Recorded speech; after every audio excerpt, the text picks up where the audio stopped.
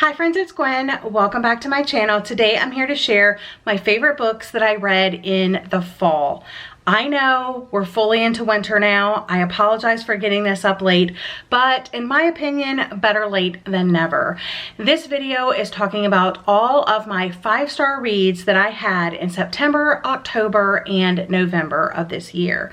So I only have 5 books, which shows you how kind of crappy my fall reading was, but these books are like top tier 5-star reads. So let's go ahead and jump into the first one. The first one I want to share with you is The Collected Regrets of Clover by 𝒑𝒂𝒃𝒅.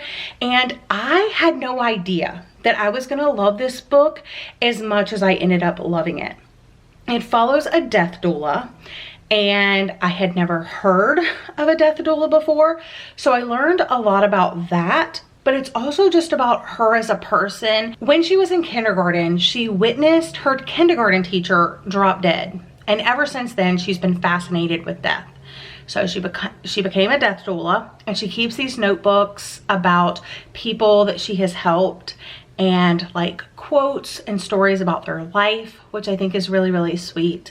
But she was raised by her grandfather, and she's living in her grandfather's apartment. Her grandfather has passed on, and it's really just about her life and what she learns about life from death.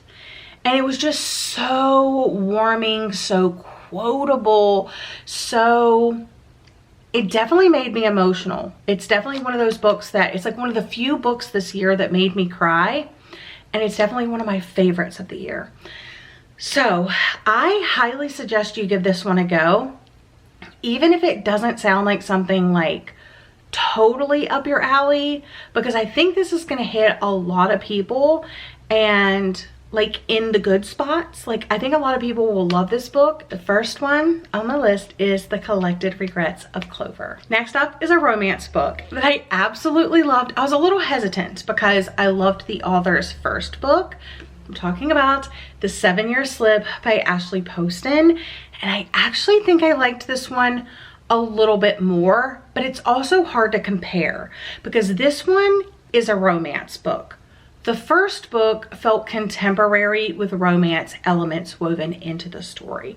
The first one, the romance wasn't at the forefront, in my opinion. In this one, it is at the forefront of the story. So in this one, our main character's aunt dies and leaves her apartment.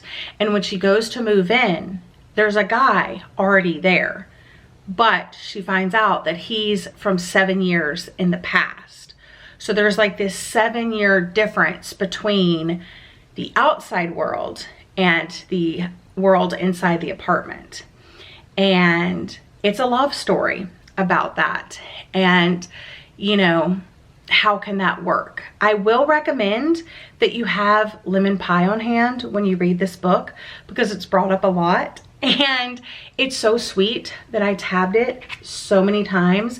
It has so many great quotes in there.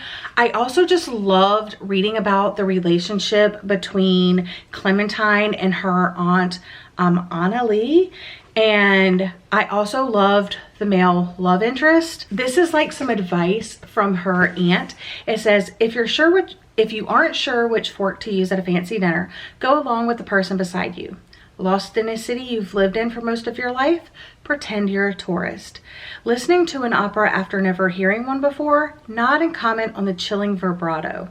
Sitting in a Michelin-star restaurant drinking a bottle of red wine that costs more than your monthly apartment rent? Comment on the body and act like you've never tasted better.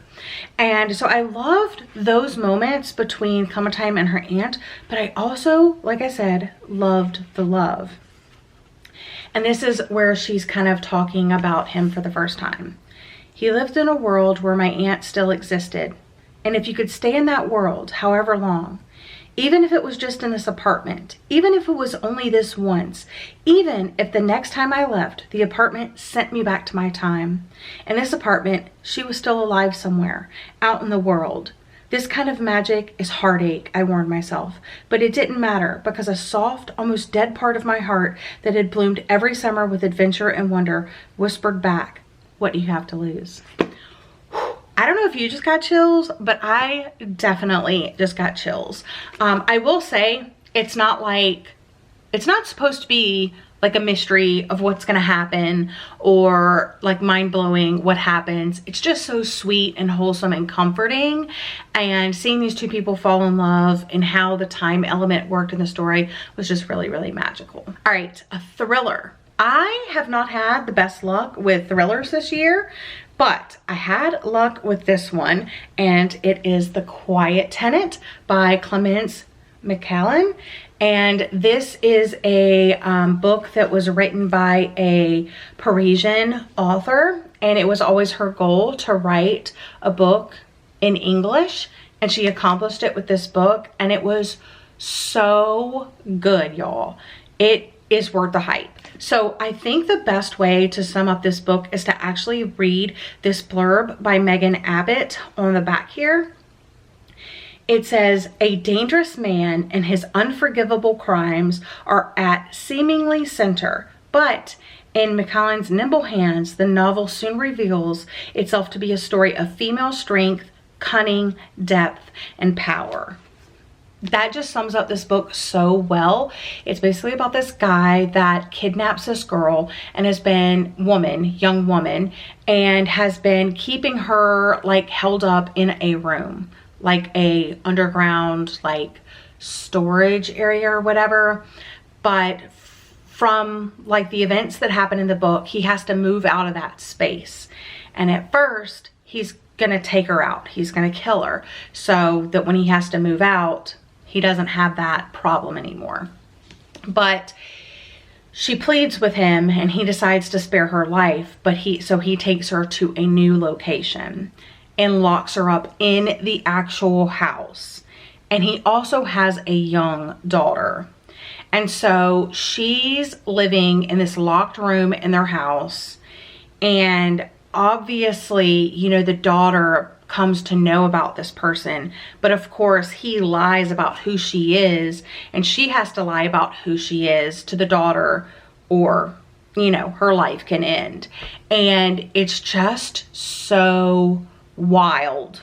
You know, there were some parts that I definitely did not see coming, but also it was just so creepy and ominous and edge of your seat. You know, it was really heart pumping, and it was exactly what I needed at the time. So I would highly recommend this. A serial killer narrated by those closest to him, his 13-year-old daughter, his girlfriend, and the one victim he has spared. So you hear from all those different perspectives, and it's just really, really well done. All right. I also wanted to include a graphic novel. So I read the third and final book in the Sheets trilogy, which is a graphic novel series by Brenna Thumler. And this was so good. It was such a great way to wrap up the trilogy. I love the art. I love the color palette in this one.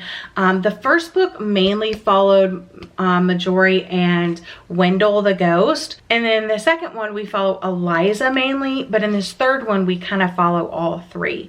And in this one it's much more Wendell's story, because we're trying to find out Wendell's past, how he's become a ghost, and so forth. So this one was really, really good, and such a great wrap up to the trilogy. I know a lot of people read this in the fall time, but I think this is an anytime type read. And now that all three are available, you can marathon the trilogy. And the last book that was a favorite this fall was A Game of Fox and Squirrels by Jen Reese, which is a middle grade book. And this was unexpectedly a 5-star, because I wasn't expecting the themes and topics that it explored.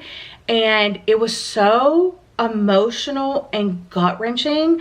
It's about these two sisters that end up moving in with their aunts after some events that happened at home, and you really don't find out what those events are until much later in the novel. But if you want to hear more of my thoughts, definitely check out my book-a-thon vlog because you will see me very emotional about this book. The main theme and topic in this book is abuse, but the way that the author used a card game to illustrate that abuse and what it's like felt so perfect for a middle grade book, but also so realistic. And the way that she wrote the abuse was detached, but yet like that, it was just, I don't know. I just thought it was perfect. So if you're looking for a middle grade book, I highly recommend this one. It's also really good to read anytime, but in the fall because of like the fox and the squirrels and stuff like that. And I also read it in the fall, obviously, so I think that's a great time to read it. Again, these are the 5 books that I highly recommend you either pick up and read if they're already on your TBR, or if you're looking for books to add to your TBR for 2024, I highly recommend these. So anyway, I just wanted to say thank you so much for watching. I hope you're all having a lovely day or night, and I'll see you guys again in another video very soon. Bye, friends.